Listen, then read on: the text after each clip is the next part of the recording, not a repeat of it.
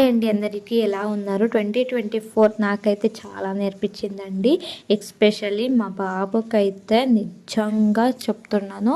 So వానికైతే serious అయ్యిండే. So హాస్పిటల్లో అడ్మిట్ చేసి వానికి కుట్లు పడి సో అదంతా పెయిన్ భరించలేక వాడు ఏడ్చి ఒక్క వారం అడ్మిట్ అయ్యి చాలా బాధేసిందండి. సో నాకైతే 2024 మళ్ళీ రాకూడదు అనే చెప్పించాను.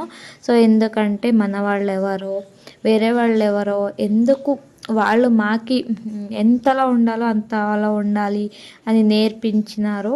సో నాకైతే నిజంగా బాధేసిందండి. సో నాకైతే 2024 అంతా కలిసి రాలేదు, 25 అన్నా కలిసి వస్తుంది అని అనుకుంటా ఉన్నాను.